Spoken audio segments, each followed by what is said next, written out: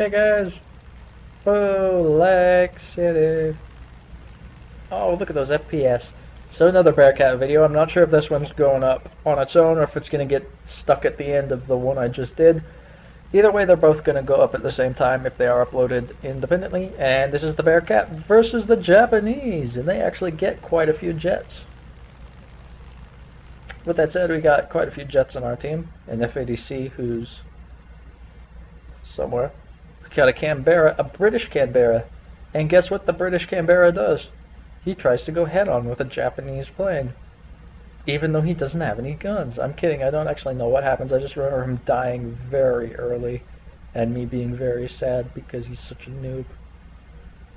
Oh, nah, the Canberra, it's a great plane. Fantastic. Who doesn't love a plane that doesn't have any guns? So we're going to fast forward.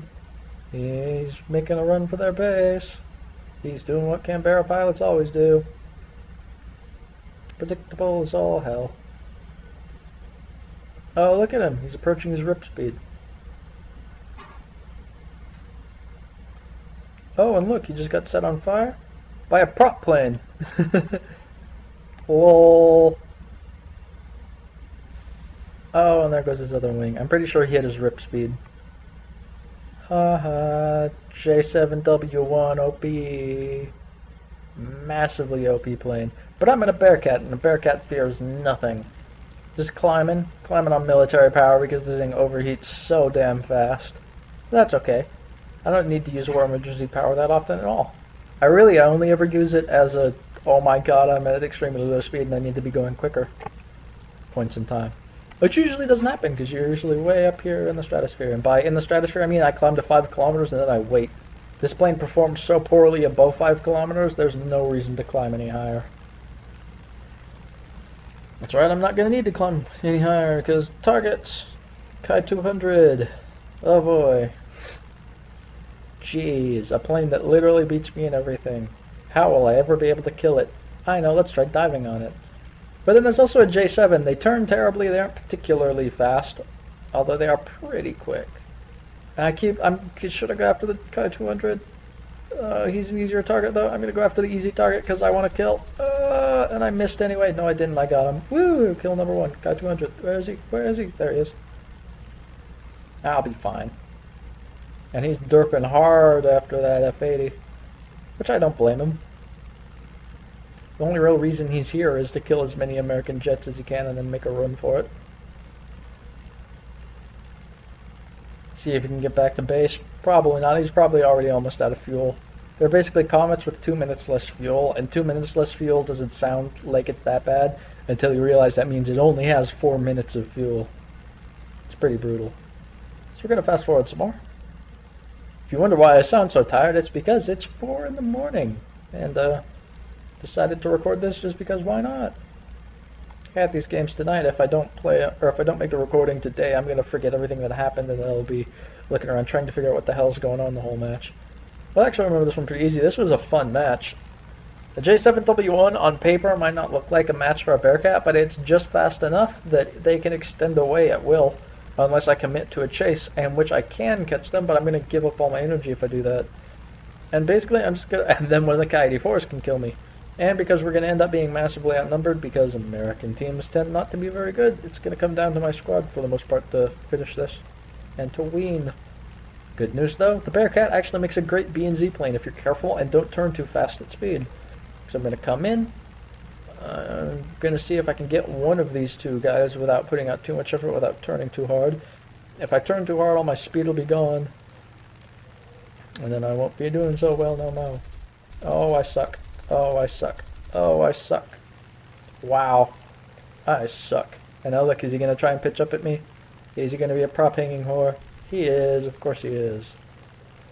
Now we're going to do a nice little spiral. I'm not necessarily going to do a spiral climb. This plane doesn't climb well enough. His center detention is not really there to do a proper spiral climb. But by turning like that, look at him, he's stalled. He actually properly stalled the plane. Lol. And that's why we don't prop hang people. It just sets you up for them to kill you. Although, there's a Ki-84 right there, and he's coming up at me. I'm going to turn, give him a bad shot, then pitch back up again. and he's going to overshoot. It might look like I was doing hardly anything, but I was watching him very closely, and the second I saw that he was no longer going to be able to get his guns on me, I just stopped maneuvering.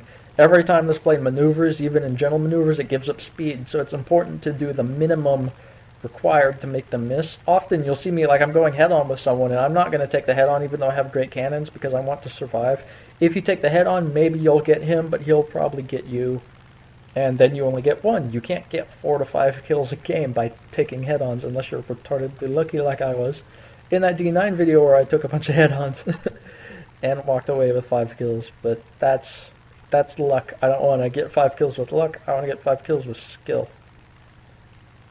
So I'm watching him again, gentle turn. If I do a hard turn, all my speed will be gone, and this plane, you really want to hold on to the energy while you have it, because you'd be amazed how fast it gives up its speed.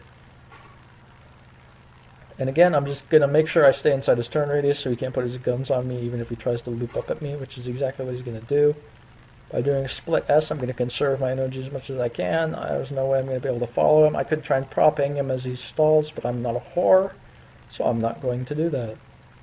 Although I am going to stay close to keep pressure on him and see what he's going to do. And he's going to come back down. So I am going to take shots at him.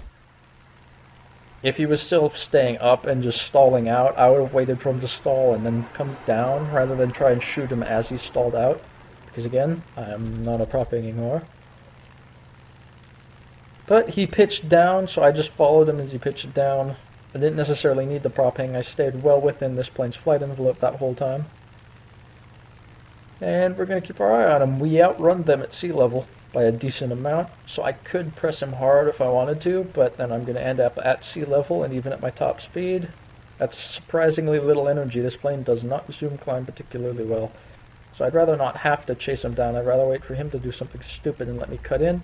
Also want to keep an eye on these guys, and again, doing the minimum I have to, pitching up just enough to get out of his effective fire zone. The amount that he'd have to pitch up to shoot me there would have been just too much, and he wouldn't have been able to do it. And the Ki-84 is going to extend off. He's going to loop around and come back at me. And he has about as much energy as I do, and thanks to his climb rate, he should be able to equalize pretty quickly, as again, I'm running on cruise power, because this plane is not physically capable of running on its military power.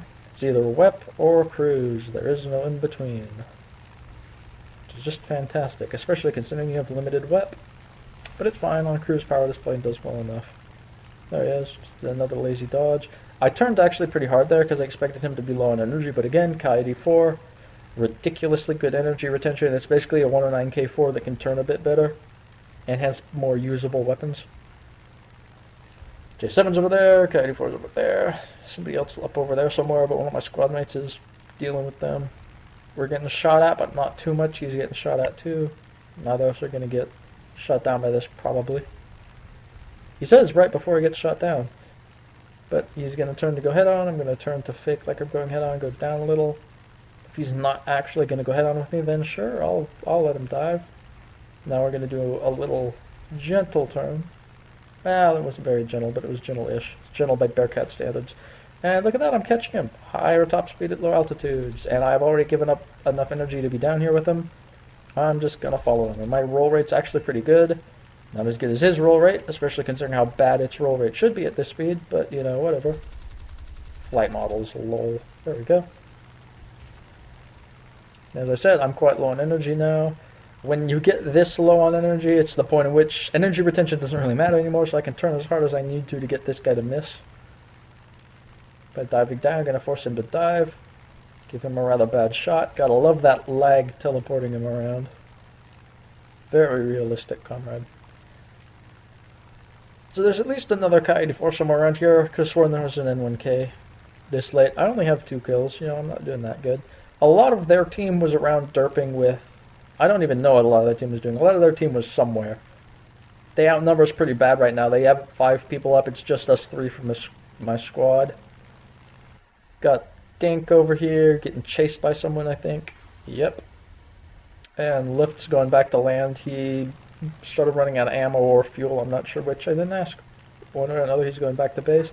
And look at J7 that had a huge amount of energy over me at one point, but then he started turning.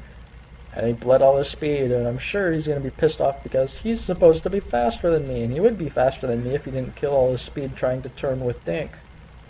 But he turned, lost all his speed, let the Bearcat catch him, and when you let Bearcats catch you, you die. So now we're going to reverse and go over here. As you can see, I was only doing like 350 miles per hour when I caught him. That's not that fast. And there's Dink being a dinky little dink. So there's still 3 of them? I think there's 3 of them. So then I follow Dink over their airbase while Left's landing. And not being able to find them, I begin telling them exactly where we are and what altitude we are on because I'm just that kind of person. And not very long after I tell them where we are, guess what? They come to us. Which means we don't have to waste our lives trying to find them. They just come to us. Speaking of them, I'm already maneuvering with them and they haven't been spotted yet. Fourth Thunder are useless, silly. At least one, I believe it's an N1K, a Ki-84, and a J1W, so we have all of them right here. And he gave me a pretty good shot at him. I hit him. Did not hit him a second time. Everybody loves to talk about how the US cannons auto-kill everyone they hit. They don't. And again, I did the minimum I had to. By jinking to the right and then actually not jinking to the right, I ended up tricking him to think I was going to dodge when I actually didn't. And he fired off to my side. And the Ki-84 are attempting to prop hang me. And he's kind of leveling off. But that's what they do. They kind of level off and then all of a sudden they pitch up at you as you stall. Instead, I'm not actually going to go to my stall speed. I'm actually going to turn down before I get to my stall speed. And we're going to come around on him again. That's one of the reasons why I love the Bearcat. It's capable of doing these really great setups and then maneuvering hard enough and fast enough it can actually use its own setups. Which is great. That J7's over there. I'm going to turn pretty quick, but not that fast. I'm nowhere near as hard as I can. That's why you'd see me wobbling left and right. I'm using the aileron keys to try and keep the plane angled at the right spot while I gently turn with mouse M. So I don't kill all my speed. Because I'm going to need it to try and get this guy. But again, J7W1, and what's he doing? He keeps turning. And what happens when a heavy B and Z plane continues to turn? All their speed goes away, and then me and my maneuverable plane of being gentle and slow and careful, doing a lot of smooth zooms and then reversals, I'm building a big energy advantage over him. And because he keeps maneuvering, he's going to keep losing energy relative to me. And eventually I'm going to end up with enough energy I can either B and Z him, or I can spend that energy, which is what I'm right about to do on maneuverability, and put myself in a position to shoot him down. So I just gave up my energy advantage. We're now on equal energy, but we're on equal energy as I shot his nose off. So I'd call that a fair trade, some energy for a kill. And that's the great thing about the Bearcat. The D9, it's just a B and Z plane. It does B and Z better than the Bearcat does, but that's all it can do. The Bearcat can hybridize it. It can fight, and I'm now going to zero throttle because I was running wet for 20 seconds, and my engine overheated massively. Because that's what happens with the Bearcat. But again, not really a problem. Even on cruise power, it's competitive against most of what it fights, so I'm really not complaining. But that's 4 kills now. Jeez. How did that happen? Anyway, as I was trying to say before I distracted myself, the Bearcat, it just use it as a B and Z plane, and then if you find yourself in a situation where you have a minor energy advantage over someone, you can then spend that energy advantage on a hard maneuver, getting to someone's inside and killing them. And it's great, and you can just, I love that so much that this plane is fast enough and zooms reasonably well enough. And again, he's the last guy left, but if I don't want to waste my life in a head-on, I'm going to use my energy advantage, do some basic energy fighting, and that's really the strength of this plane. It's nowhere near the best B and Z plane, but it can, to a reasonable extent, it can better than a lot of other planes like Ki-84s, for example. While Ki-84s and 109K4s are better energy fighters, not by that much. And, was it left? It was either left or Dink just shot him down, so I'm just getting some boats. And the game ended! Woo! 4 kills! Look at them cannons. So, the F8F Bearcat, it's great. It can do anything reasonably well. The trick is knowing when it's appropriate to throw all your energy away in a quick turn to get a kill, and when you should turn gently and save that energy so you don't just throw it all away and get killed. Because a Bearcat on low energy is no problem at all for a proper energy fighter like a 109 or a proper zoom fighter like a 190. If you give them an energy advantage, they can kill you pretty easily. Ki-84, same way. If you give them a major energy advantage, they can just energy fight you to death. Which is something that they can't do. Hey, it's a shooting star. Which is something that they can't do if you don't give them the energy advantage. So be careful. Do gentle, smooth turns to maintain your energy. Only do hard turns when you can actually get a kill with it. So that's the Bearcat. Woohoo! Yay! So much better than I remember it being. And again, I remember it being pretty good. So I'll see you guys next time.